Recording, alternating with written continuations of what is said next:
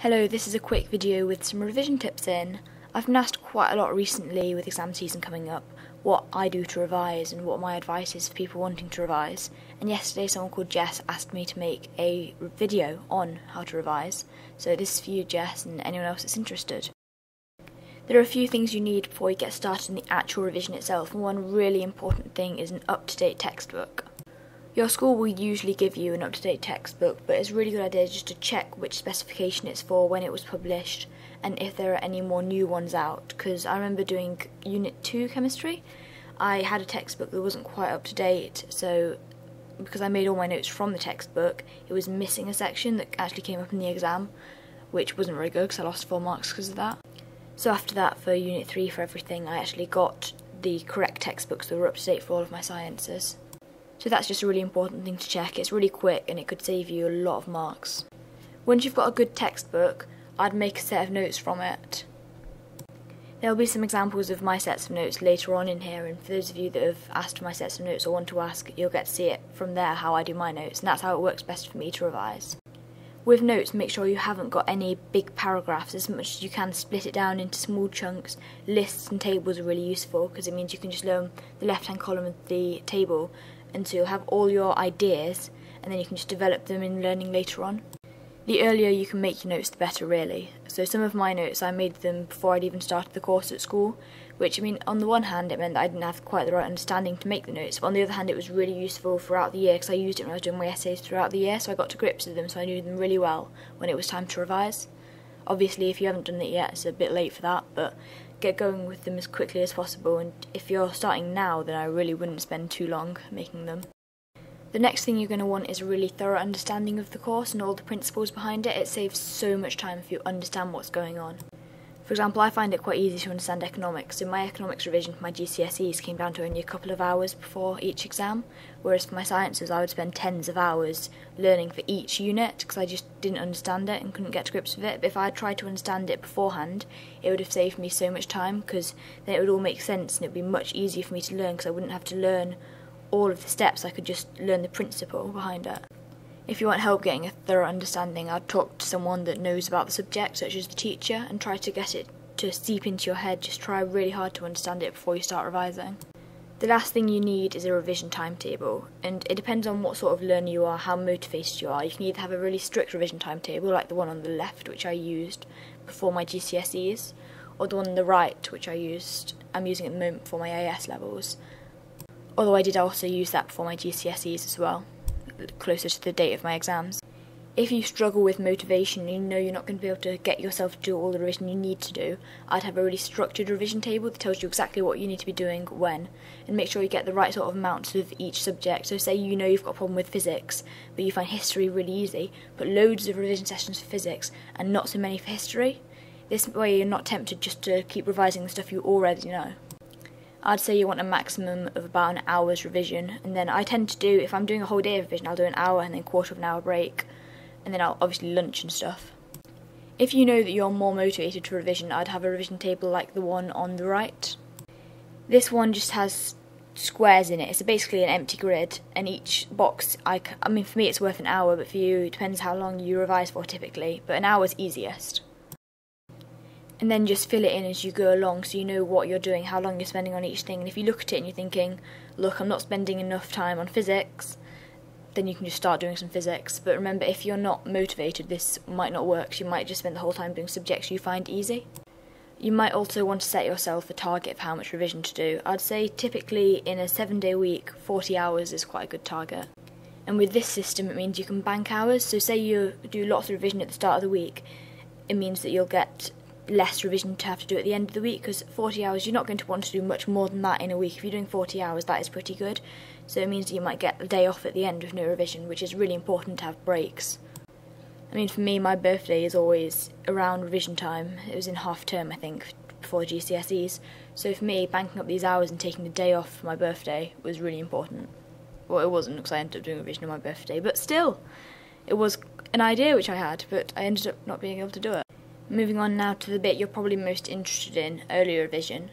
I think the first thing you need is make sure you've got loads of those refill pads that have just got loads and loads and loads of sheets of A4 lined paper.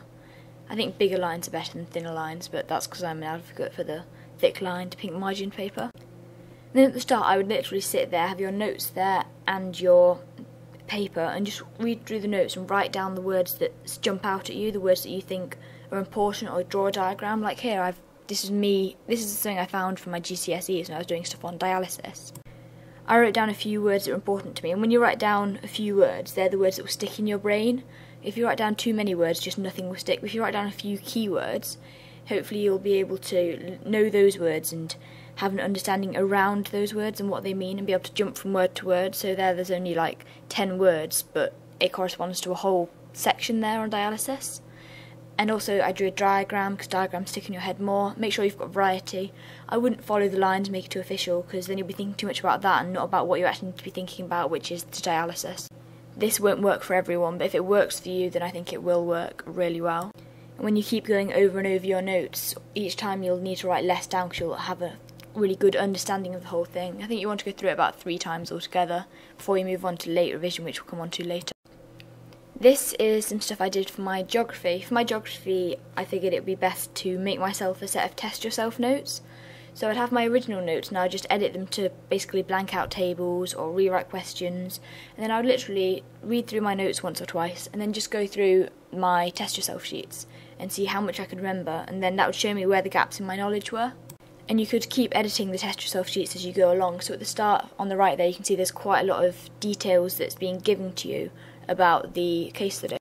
So it's asking you questions, prompting you to put your knowledge down, but as you go along, hopefully it'll be more natural to you to get the whole lot down, so you'll just blank out the table altogether and literally just write down everything you know about the case study. As you can see in this case study, there's questions there. I don't know if you can actually read it, it's quite blurry, but the questions there don't properly correspond to what's in the table. You don't need every single figure you get given, because that would just be too much to learn. I mean, some people, the figures would just jump into their head and it'd be really easy for you to learn, but there's 8 figures there, 9 figures there. You have not got time to learn all of those figures, so just choose the ones that you think are the most important, or the ones that come to you the most naturally. This is part of my history video, you might recognise it. I made a PowerPoint with all of my history stuff in. I have my notes and I made a PowerPoint from my notes. And at the top I'd put a question, so what were the results of the failed putsch? And then after that I'd put all the different points, quite clear, having read, so I could just look at words and see what I needed. Writing this out for a start helped me to get it into my head. And then later I could get someone to test me, so they could ask the question at the top. Or if you haven't got anyone around to test you, have it on PowerPoint so that the question comes up first and then all the other stuff comes up afterwards, and ask it to yourself. You don't have to write anything down. If you just say it out loud or think it in your head, it's enough. And you can do this for all your subjects, but I think it's definitely easiest for history, economics, humanities, stuff like that. So you'll have your question and then your points. And that helps you to see what you know, what you don't know. I mean, you don't need all the points for every single question, but for history, it's a good idea to have each thing. Plus, for history, they won't ask you to splurge all your knowledge down that much. They'll give you hints as to what to put. So they might put, what were the results of the failed putsch? And if you've got all those points here, hopefully you'll know a bit more around the edge of all of them. So we know Hitler went to prison. Maybe in your head you'll know how long he went there for. It was quite lax in prison at that time. Mein Kampf, you might know a bit about it, quotes. It was quite anti-Semitistic, that sort of thing. Languages are quite a special case, and thank God I don't have to do them anymore. The first thing you need for languages is make sure you've just got a list of all the vocabulary with both English and then German, French, Latin, Spanish, whatever language you have to do. Cover up one side and go through them really quickly, just highlighting all the ones you know straight away. For example, you might know table or chien, so there's no point leaving those on your list. If you know them, highlight them, and when you've highlighted something, that means you know it. You don't need to go through it again. Then do a quick count of how many you've got left and split it into chunks depending on how long you've got to learn the vocab. Obviously, you'll have fewer words to learn if you start a month before the exam rather than a week before the exam. And that's my table of what I learnt each day before the exam. I left it quite late actually, which probably wasn't a very good idea, but that's how I rolled. And then I learnt my chunks each day, might have been 20-30 words a day, using the cover-up method. So I'd cover up one side, just go through it, trying to learn it. I think of tricks for how to remember different words. So you might look at a word and think, look, let's say it was, I'm trying to think of a word that I could use. Ça m'est égal, that means I don't mind in French. and I just thought of an eagle because it sounds like egal, which didn't mind, and that's how I remembered that, and it just came to me much faster that way rather than just trying to learn the word itself. That's quite strenuous in the brain. If you just try to think of a way of remembering it, it helps so much. I probably spend about a quarter of an hour, half an hour on my words at a time, and do that 2 or 3 times a day. And then at the end of the day I would test myself or get someone to test me. I was quite lucky because I did French and I've got a French family, so my grandma lives down the road and she's basically fluent in French. So I could go down to her and that would help me with my listening as well, because she'd pronounce it the way that the French people pronounce it, whereas in my head I might say it differently, so I might have said table rather than table. And then if you're lucky enough to have just French on one day, the day before literally just do a whole pile it on, do so much cramming of those words, because you can get so many words in last minute if you cram them really hard. I think I did 2,000 words the day before the exam. I mean, they all stayed in. It's very short-term memory, of course, you can't do it until like the day before, but they came in and I remembered them for the next day. And because you've got listening and reading on the same day, at least you did for French, it means that they're there for both of them. You only have to do it once, and it's just so effective. I mean, people say don't cram, but do cram. Moving on to late revision. Now, you shouldn't start late revision until you've actually got most of the knowledge in your head, and then you can start doing past papers. For me, I'd start doing past paper with my notes beside me, and then I'd gradually push them away, so I'd just be doing past papers by myself. But you've got to just keep in your head how many past papers you've got altogether. So for geography, for me, I only had about 3 past papers because of when the spec changed, but for sciences and stuff, I had years of past papers. And when you do your past papers, record your results, make a table like that. That's the one I've been using for my FP1 Maths AS level. And you'll know which papers you've done already and your raw mark, and then if you've got a UMS converter, convert it into UMS. And it's just really nice for you to be able to see how far you've come along, whether you need to put more work in, less work in. I mean, if you see there, I've gone from a D to, I mean, you can't get A star at A level, but it's AS level even, but you can get A star ready for next year. So I've gone from a D to the equivalent of an A star in just a few papers, and it's so nice to see that, and you've got the comfort in knowing that you've done it and you've improved, and you can just sort of relax a bit more now. The more papers you can do, the better, because you've got the variety of questions. There are only so many questions the examiner's going to ask you. So if you're used to the style and you've seen a few sample questions and you've looked at the mark scheme, mark them yourself so you know what the examiner wants. It just puts you in such a better position. For stuff like English, ask your teachers to mark your essays. I mean, you'll know yourself how good you are at essays. Some people won't need to do much practice, some people need to do loads of practice. But if your teachers are there, email them essays, ask them to mark them. That stuff like that is just so useful, because you'll get the feedback you need. So for me, quoting was the most important thing I needed to do. I just couldn't do it, and if I hadn't sent them that, I would never have got that feedback myself, because I thought I'd quoted enough, but he said quote more. So that's how I improved my quoting. The night before the exam, first thing you need to do is make sure you've got everything you need for the exam: calculators, pens, rulers, whatever you need for your exam, make sure you've got it. Make sure you've checked the type of ink they want, so black ink is what most exam boards ask for, so make sure you've got lots of pens with black ink, because there's nothing worse than going to an exam, having your pen run out and having to choose one that they've given to you, because it won't be familiar to you, it might hurt your hands, stuff like that. Because I got detention once and I had to write lines, and they gave me this weird pen that was a hexagonal shape. It just wrecked my hands. I had red lines all over my hands. You probably don't want to know that. Next thing to do is check the spec. Make sure that you know everything on the specification. It's good to make sure there's no gaps in your knowledge, stuff that you forgot to put in your notes or something like that. Make sure that you know everything on the specification. It takes like 5-10 minutes. I mean, I didn't do it before my Core 2 chemistry exam, so I missed out this section that I needed, and that's why I lost 4 marks. Then you want to go through your notes. Now, hopefully at this stage you will know your notes pretty much back to front. So you don't need to do, so look at that table on the top left hand corner. You don't need to do all the detail on the right, literally. Look at the title, reasons for advance payments deficit, and just do the ones on the left, because you will have the understanding that you need to be behind all of that if you're writing an essay on it. So just make sure you know all the points on the left. It's really good as well when you're starting a revision to know how many points there are, so you're not trying to scrabble around looking for points that don't exist. So in your head you'll have reasons for advance payments deficit. I know there's 6 points.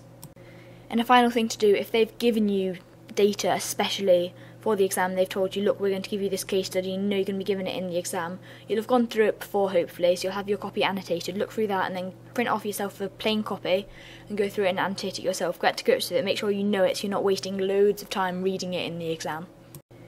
We're going to do quickly in the exam itself, and as soon as you get into the exam, obviously once they've told you to start, I open it, and if there's any formulae that I know I'm going to forget if I don't write them down straight away, I'll write them down.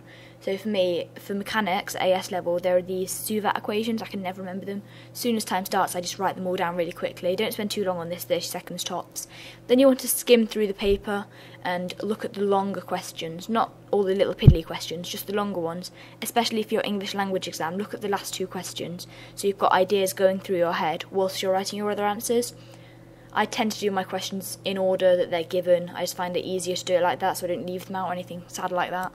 Whilst you're doing the paper, continually check the time, make sure you've got enough time to write everything you need, and make sure you've left yourself time to check. If you're writing an essay and you start to run out of time, go to the end, write your conclusion, and then go and fill in the last few paragraphs, because a conclusion is worth quite a lot of marks. So for me, for my economics, I just can put so many points down, but if there's only 5 minutes left, I will go write my conclusion, then go and write a few more points down, because the conclusion is really important. It holds the essay together, and if you don't have one, you can drop quite a few grade boundaries really quickly. And a really important thing is don't panic. Like in my core 2 chemistry, I keep bringing this up, I had a massive panic when I realised I couldn't answer this question, and I think it might have hindered me for the rest of the paper, because I just had a minute, I just froze, I was like, oh my god, what have I done, I can't do this. And then I wrote a load of rubbish down about fractioning of crude oil, which was obviously nothing to do with whatever my question was. And that's what happens when you panic. You get into this mindset that you can't do it and you can't do the paper. Just keep calm and remember that it's just one paper, and don't let that paper affect any of your other papers. Keep each paper as individual, because at the end of the day, if you do lose a few marks on one paper, you can bring it up so much with another paper if you do well. Hopefully this video has helped Jess and anyone else who wanted help with wanting to revise. Good luck in all of your exams. Obviously this revision won't work for everyone. You're each an individual person, so different people revise in different ways. This is just my way of revising, and it works for quite a lot of people, but if it doesn't work for you, it doesn't work for you. But enough of that negativity, just good luck in your exam, hope everything goes well, and have a lovely day. Bye!